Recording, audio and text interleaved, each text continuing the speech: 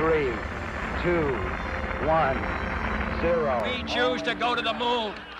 A brash, young, and articulate President John F. Kennedy issued a challenge. He laid out a dream. And our nation stepped up to accept the challenge. We have a liftoff. Liftoff on Apollo 11. And this was a group of unsung young people who sat at the consoles and made it all happen. It's one small step for man, one giant leap for mankind. Any other questions? Well, Historic Mission Control here at Johnson Space Center is a National Historic Landmark. You know, it served our country for many decades, and so we're mounting a $5 million campaign to restore that space. Our plan is to restore the consoles, to illuminate them, to add some of the materials back into the space so it appears as if it's still a functioning Apollo-era control room. I think you guys ought to continue to work. As if they stepped out in a lunch break. I believe this is going to be the real tribute.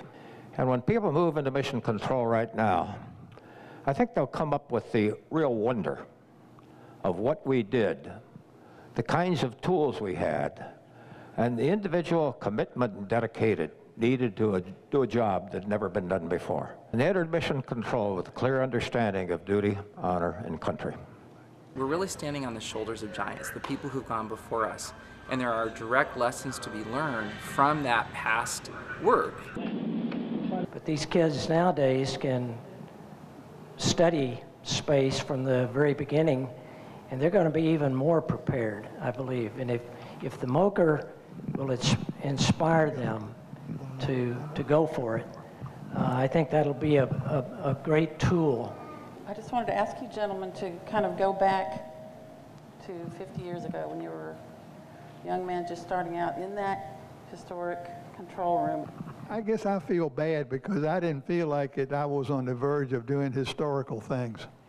I just had a job, and it was a fun job, and I just gotten out of the Air Force, and I was ready to just do things, and I kept doing them. One of it was so exciting and so fun to be on the end of the diving board where you had to make a decision. One of the keys of, I think, that helped us is that we were young. We didn't know we couldn't do. Smile. We were trained to it, and we were comfortable with the idea that we might have to face up to something that was a very deep hole. We just embraced them as they came along, recognizing that there were risks ahead of us, like on Apollo 13. Okay, Houston, we've had a problem here. We didn't know if the parachutes had all been blown. But since we couldn't do anything about it, we pressed right on. And that was the way we were. We were, I guess, biased to be positive. Well done, young man. Outstanding. I mean, this stuff was the way we lived, and the job was that we were going to solve the problem, bring the crew home. All you see is the three of us, but beneath the surface are thousands and thousands of others. And to all those, I would like to say thank you very much.